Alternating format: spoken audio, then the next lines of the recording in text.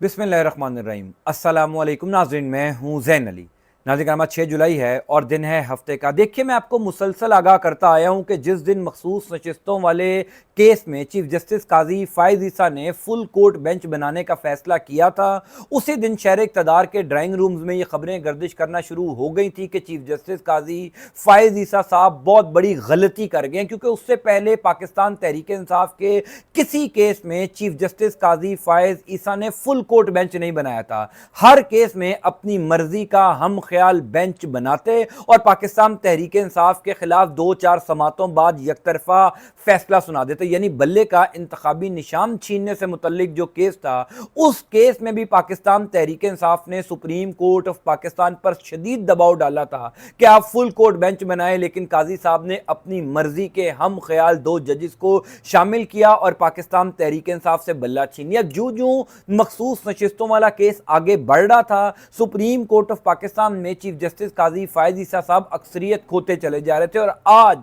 मखसूस नशिस्तों वाले केस में एक बहुत बड़ी डेवलपमेंट हो गई है। चीफ जस्टिस काजी फ़ाइज़ ईसा को इस केस में बदतरीन शिकस्त होने जा रही है। अब तक की सबसे बड़ी खबर का दावा किसने किया, तफसीलात से मैं आपको आगाह कर देता हूं। दूसरी इंपॉर्टेंट खबर जस्टिस तारिक महमूद जहांगीरी साहब के हवाले से। इस्लामाबाद हाई कोर्ट के वही जज जस्टिस तारिक महमूद जहांगीरी साहब, जिन्होंने इस्लामाबाद के तीनों हलकों के फॉर्म 45 खुलवाए, सख्त हुक्म दिया। और मैं बार बार कह रहा था कि जस्टिस तारिक महमूद जहांगीरी साहब का जो हुक्म है फॉर्म 45 से मुतल्लिक, ये सिर्फ इस्लामाबाद हाई कोर्ट तक महदूद नहीं रहेगा, ये उन तमाम तर हलकों में जाएगा जहां पर 8 फरवरी की रात तहरीक इंसाफ का मैंडेट चोरी किया गया। आज जस्टिस तारिक महमूद जहांगीरी साहब सुरखरू हो गए हैं।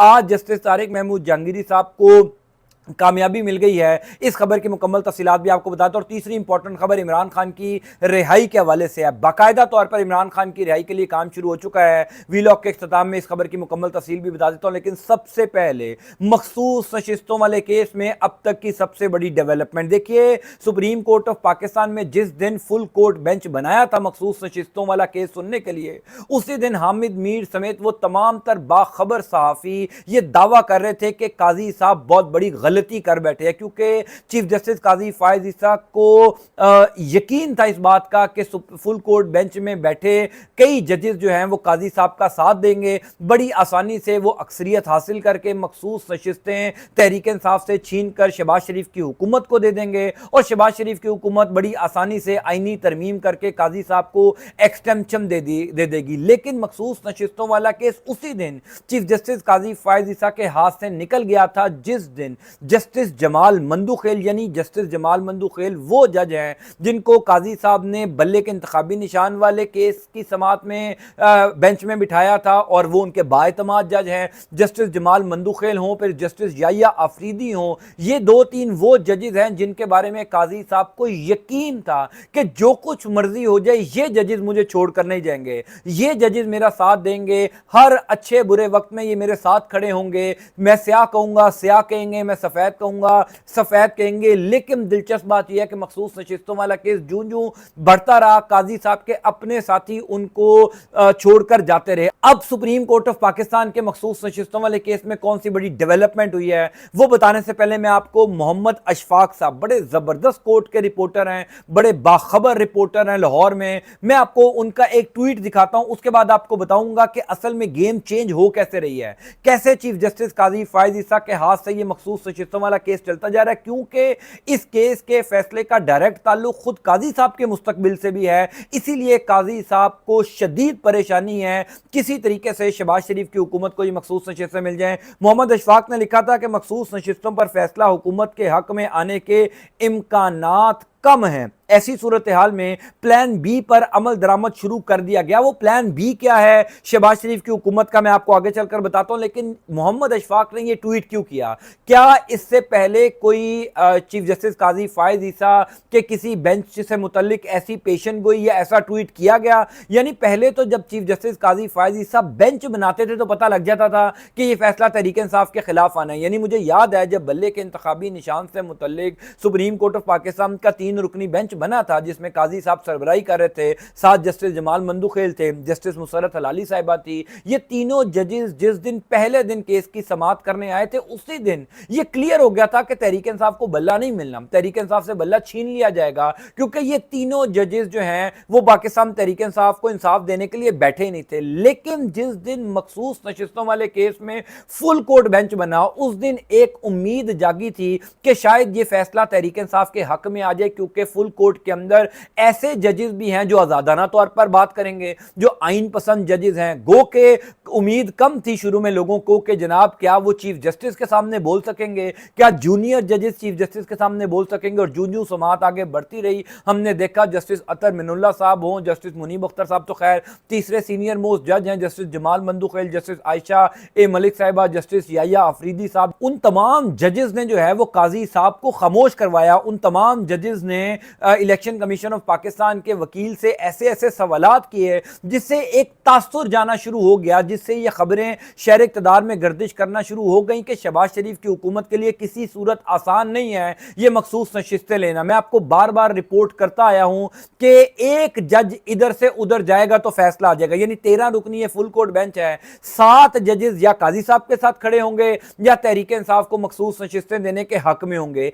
एक जज का ही ये मामला था और वो एक जज मैनेज करने के लिए पिछली जो हफ्ते इतवार की छुट्टियां थी उसमें बड़ी कोशिश की गई कि जस्टिस हसन अजहर रिजवी साहब को मैनेज कर लिया जाए, लेकिन पीर और मंगल और बुध इन तीनों दिन जो समाअत हुई मखसूस नशिस्तों वाले केस में, इन तीनों दिन की समाअत के अंदर क्लियर हो गया कि जस्टिस हसन अजहर रिजवी साहब भी काजी साहब के साथ नहीं खड़े। मैंने इसके ऊपर एक वीलॉग भी किया था कि काजी साहब का सबसे बाएतमाद साथी भी उनका साथ छोड़ गया और उसने भी ऐसे ऐसे सवालात इलेक्शन कमीशन ऑफ पाकिस्तान के वकील से किए हैं जो काजी साहब तवक्को नहीं कर रहे थे। सो नंबर गेम जो है वो सुप्रीम कोर्ट ऑफ पाकिस्तान में जब तब्दील हुआ तो जो बाखबर सहाफी हैं उन्होंने ये कहना शुरू कर दिया कि जनाब मखसूस नशिस्तें शहबाज शरीफ की हुकूमत को नहीं मिल रही, अब प्लान बी पर काम शुरू हो रहा है। प्लान बी क्या मैं आपको बता देता हूं, लेकिन नजम सेठी साहब ने भी इसके ऊपर कल रात को बात की थी। नजम सेठी साहब कहते हैं कि मखसूस नशिस्तों वाला केस बहुत खतरनाक है, अगर तहरीक इंसाफ को मखसूस नशिस्तें मिल जाती हैं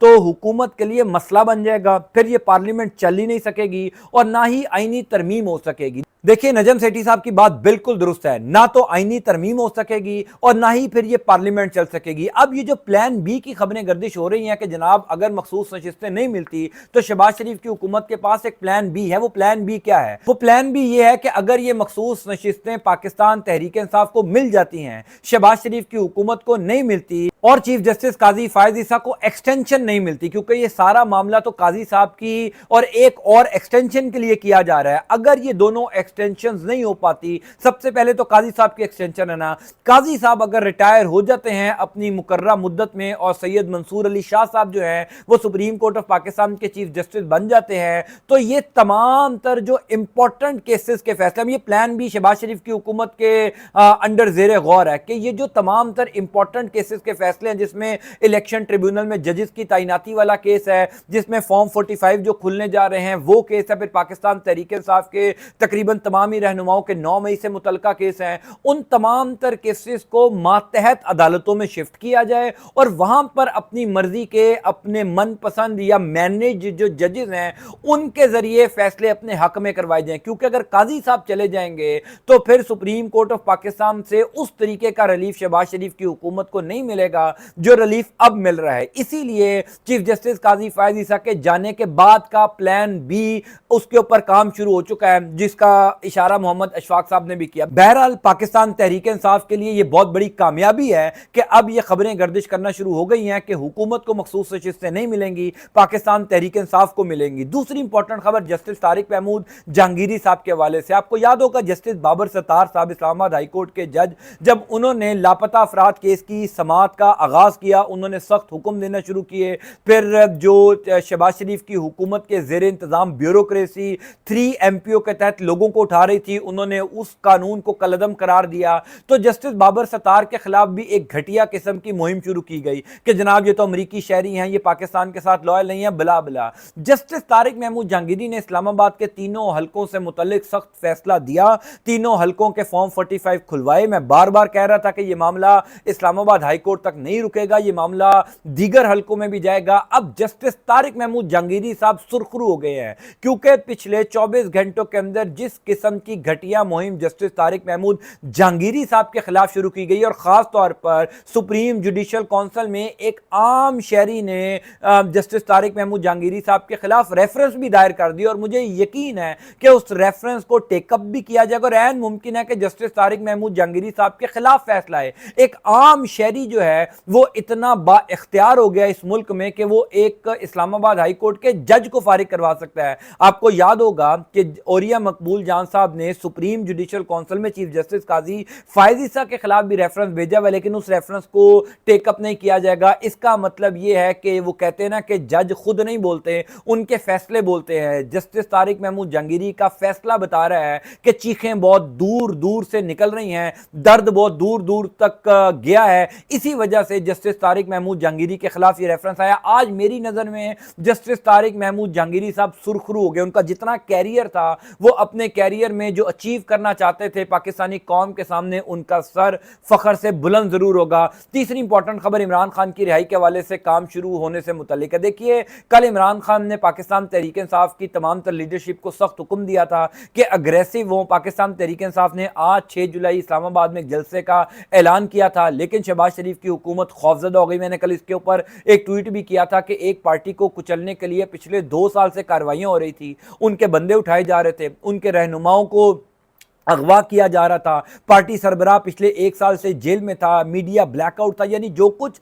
रियासत उस एक सियासी जमात के खिलाफ कर सकती थी वो तमाम तर कार्रवाइयां की। फिर वो सियासी जमात एक पहले जलसे का ऐलान करती है और हुकूमत की ऐसी दौड़ें लगती हैं कि तमाम तर पिछले 2 साल की कार्रवाइयां फजूल लगने लग जाती हैं। शहबाज शरीफ की हुकूमत के पैर जलने लग गए थे जिस दिन इमरान खान ने इस्लामाबाद में जलसे का ऐलान किया। बहरहाल इस्लामाबाद वाले जलसे का NOC मनसूख किया गया और पाकिस्तान तहरीक इंसाफ की जो इस टाइम ऑन ग्राउंड लीडरशिप है वो शाह से ज्यादा शाह की वफादार है, वो इतनी कमजोर है कि उनको NOCs की इजाजत है, ये समझते बूझते हुए कि वो पाकिस्तान की सबसे बड़ी सियासी जमात है, लोग उनके साथ हैं, लोग उनके साथ है, अवाम उनके साथ है, फिर किस NOC की जरूरत है। बहरहाल जलसा कैंसिल कर दिया गया। इमरान खान की रिहाई के हवाले से काम शुरू हो चुका है। अब शहबाज शरीफ की हुकूमत के खिलाफ जो एक अग्रेशन है इमरान खान का, वो अब आपको आइंदा आने वाले दिनों में खुलकर नजर आएगा, क्योंकि इमरान खान कैटेगोरिकली अली अमीन गंडापुर साहब को यह हिदायत दे चुके हैं, पाकिस्तान तहरीक इंसाफ की वो लीडरशिप जो इस्लामाबाद में मौजूद है उसको हुक्म दे चुके हैं